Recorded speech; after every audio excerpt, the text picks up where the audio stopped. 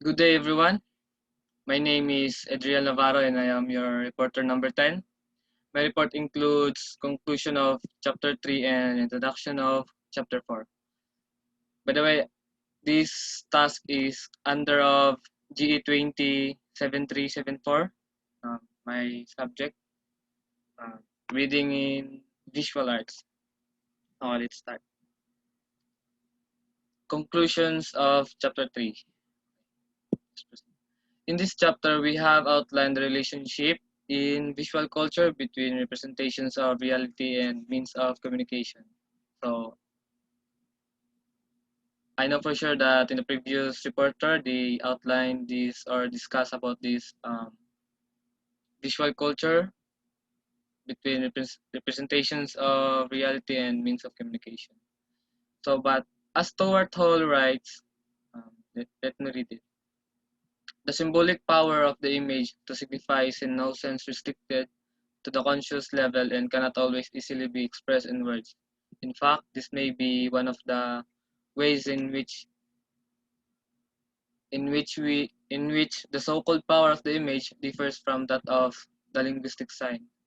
What is often said about the power of the image is indeed that its impact is immediate and powerful, even when its precise meaning remains as it were vague, suspended, and luminous. So, in the previous reporter, I know that they tackle about some pictures where they discuss using it to discuss their content. Um, Also, the pictures, we can tell that the pictures has a power because um, we can tell na siya something na naghatag sa tawag idea kung unsa na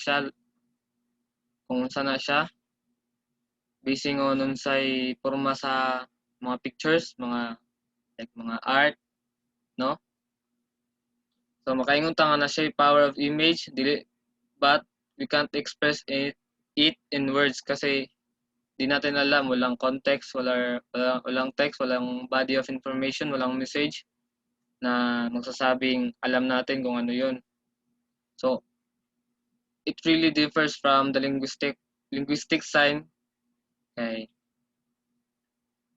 dili siya pareha sa linguistic sign na like pag hand sign hand sign na kanang babay, bye na, di ba? Makabalo ta unsay pasabot niya like bye, goodbye ana just by doing hand sign. Um, so lahi ang pasabot diri na image kay bawat image na siya mga impact, mga power which can gives us some idea but we can't express it in words. Okay, let's proceed. So by the way, this is the background of Stuart Hall. Stuart McPhail Hall SBA was a Jamaican-born British Marxist sociologist, cultural theorist, and political activist. Hall, along with Richard Hogarth and Raymond Williams, was one of the founding figures of the school of thought that is now known as British Cultural Studies or the Birmingham School of Cultural Studies. Okay. So, kani mo ni siya nga picture, I hope familiar mo ni kay the previous report mo ni lang gigamit para i-discuss ang ilang content. So, this picture again is the Venus of Willendorf. So, as you can see, no, sa picture, makita nato na um, it has a big titties, big belly, but has no face figure. Kana ganin yung makita sa mga ano sa Buddha. Dili ko sure if tama ba. But let me share it. Sa Buddha kanang ulo ni Buddha na may mga giring-giring. Mo na siya ang murag mo na siya ang gigamit nga figure sa face kani nga pictures kaning statwa. Maka makaingon ta nga ancient ni siya kay based on its form. Yeah. Wala siya sa mga contemporary arts, na ni siya mga sa tugay na panahon. Oo. So, makaingon tanong nga murag na siya message behind it. Murag no dili siya murag na siya message behind it but wala pa kabalo kay wala may nakabutang na walay nakabutang other than picture na magpatunay unsay ginahatag nga message or gina-convey na message, like body of information na tong makita when we can tell na unsay pasabot ani. So we can't express it in words, just a mere picture with a and powerful and its impact, no? Tama ba? Na siya'y kanang makaingon ta nga powerful siya and na siya impact sa tua. Okay? Um, let me. So in the next chapter, we will take up the question of how visual narratives may be structured and discuss the ways in which stories can be told in this suspended and luminous medium, the extent to which this medium may communicate more than unconscious or subconscious impressions. So muna siya ang introduction of chapter 4. Our next topic. So a picture, so popular culture tell us paints 1,000 words, and this is the issue we deal within this chapter. So muna itong istoryahan na kanang mga pictures na mga stories behind it, na mga reasons, na mga purpose. So muna siya atong next itakel diri. So we have written in earlier chapters about reading visual text, and this expression alludes to the notion that pictures, images, and visual objects more generally are not just to be looked at. So dili lang siya a mere picture na gina-display just to be looked at, na siya mga meaning behind it, na siya mga body of information, yeah, that contain a story or a body of information which we can access as we might access the content of a written text. So muna sa akong pasabot ganina sa picture ni the Venus of Willendorf. A number of schools of visual art are identified as producers of narratives, such as church paintings, pre-Raphaelites. I don't know how to pronounce it, but I think that is. And social realism, indicating the possibility of a single image containing a story, but there is very little in the literature to indicate what is meant by narrative, picture, or how such an object relates to what we know of narrative more generally. So kaning mga picture na makita nimo um, behind sa text, no, kaning 3 pictures.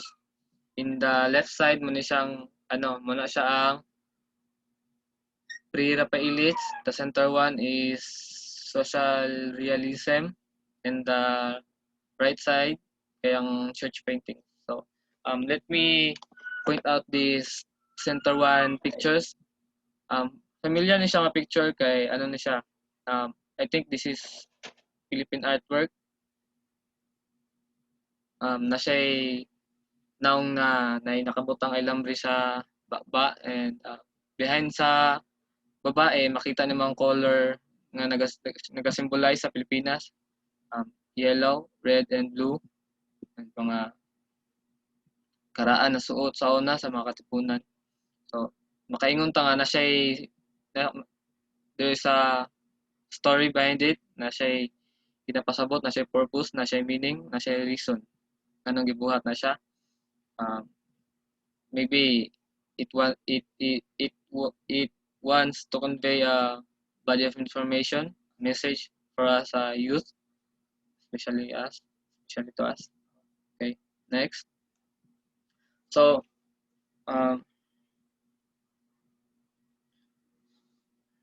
so I am going to read the background of Michel de Certeau. We will know his work, kinsa na siya, sayang gibuhat, or unsay part niya diri sa ato ang topic as we go through. So Michel de Certeau, I don't know how to pronounce his last name, but yeah, mana na siya. SJ. He was born on May 17, 1925, January 9, 1986. Was a French Jesuit and scholar whose work combined history, psychoanalysis, philosophy, and the social sciences. He was known as the philosopher of everyday life, yeah, and widely regarded as historian with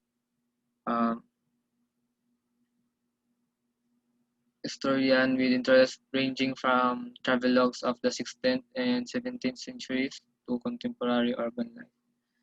So, na siya'y gibuhat na siya'y work na makatabang sa tuwa to understand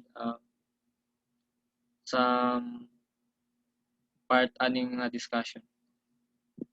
So perhaps the best way of tackling this matter is through the observation Michel de Certeau makes about the relationship between stories, sa mga stories, and with nga gina-compare niya sa everyday world, sa relationship sa stories and the everyday world. Let's proceed. So muna siya ang work, no? In modern Athens, siya, transportation are called metaphori. So, to go to work or come home, one takes a metaphor, a bus or a train. So, imagine ang city of Davao that has a lot of mass transportation, different kind of transportation like jeep, motor, um, bike, yeah, tricycle, taxi, etc. So muna siyang ginatawag na metaphori, which is the mass transportation kung sa syudad pa. Oo. And to go to work or come home, one takes a metaphor. So ang ginamin diri sa metaphor is a single vehicle or a single transportation, just like a bus or a train. And stories could also take this noble name. Every day they traverse and organize places. They select and link them together. Also, mga places like mga double rides na mga person na naga-work, like magsakay pa og motor, then sakay og bus para makaadto silang destination. Oh. And link them together. They make sentences and itineraries out of them. They are spatial trajectories slightly. Narrative structures have the status of spatial syntaxes by means of a whole monopoly of code, ordered ways of proceeding and constraints. They regulate changes in space or moves from one place to another, made by stories in the form of places, both in linear or interlaced series. Every story is a travel story, a spatial practice. So, as I said kanina, no, imagine sa syudad na mass transportation and ikumpara nato siya sa mga story nga atong naibalaan. Di ba?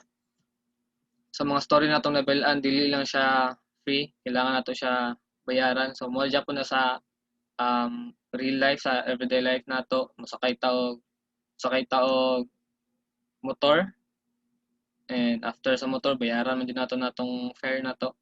And sakay ta sa bus or train, jeep or na para makadto ta sa atong destination. So muna siyang pasabot diri nga bago nimo ma-find out, bago nimo makuha ang full context sa isa ka story or bago nimo ibal-an ang story behind sa mga pictures, narrative pictures, kailangan pa ka moagi og mga sakyanan kung asa makatabang si para makabalo ka sa story. Oo, makakuha ka og mga body of information, mga message. So, example na to, no? Example na to si The Venus of Willendorf. Kuntay, wala ko kabalo sa story niya, and just let us imagine it, no? Wala ta kabalo sa story niya. As I said earlier, wala context ipakita, wala message, wala information. So, in order for me to find out its stories behind it, kailangan ako masakay og bus or a train or a motorcycle.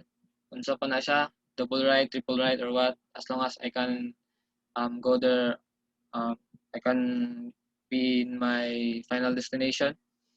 Kailangan ako masakay og motor para makuha na ko ang first body of information sa pictures na The Venus of Willendorf.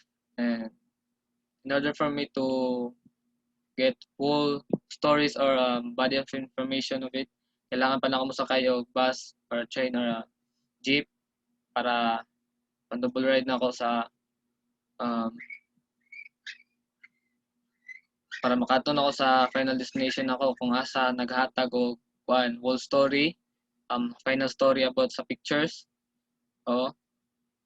So of course dili na siya free, kailangan ka mobayad. dili na siya fake. Oh. Kailangan nimo pagaguan, kailangan nimo go effort. Pero kana lang na sa mga story na interesado ka kung gusto jud nimo baybalan.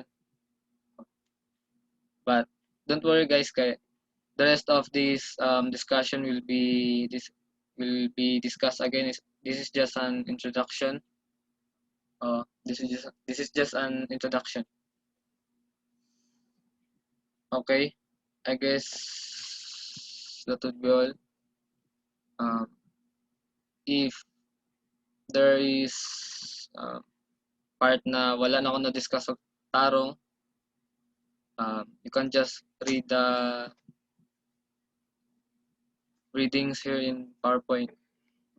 So let's proceed in the final page.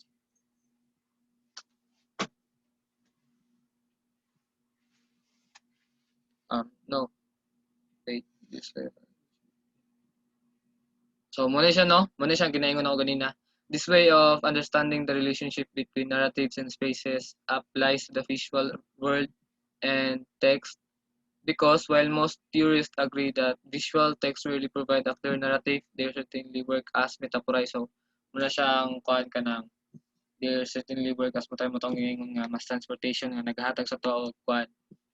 Nagaprovide sa tuwa og vehicle para makabalo ta sa story.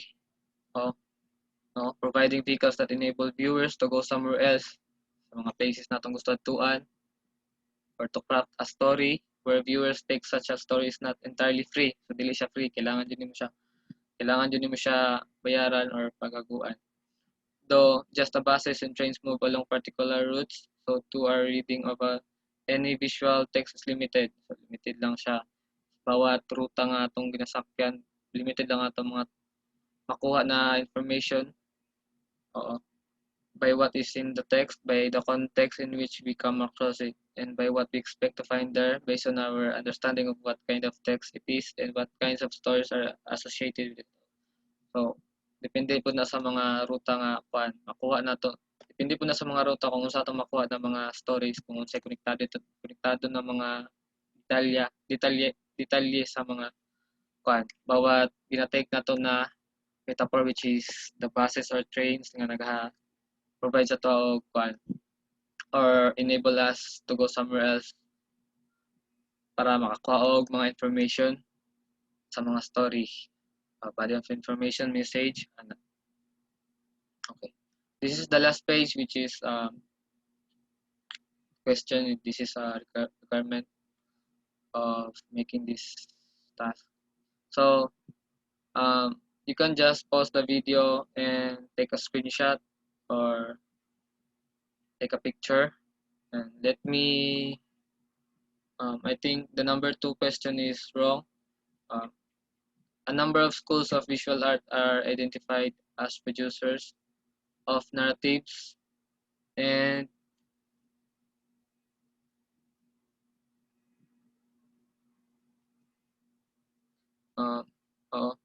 bali na siya, no? Ang nakabutang jud dapat ana is a number of schools of visual art are identified as producers of narratives and what are those narrative pictures. Muna siyang tama. I hope gi-end din yun nga gi-end din yun nga video para makabulong mo unsay error or unsa pay kailangan, unsay mali kay I'm just new to this and I don't know where to point out my error or problem in my reporting. I hope you will take time to read the provided context in this PowerPoint. And I guess that would be all. Thank you for your time and God bless everyone.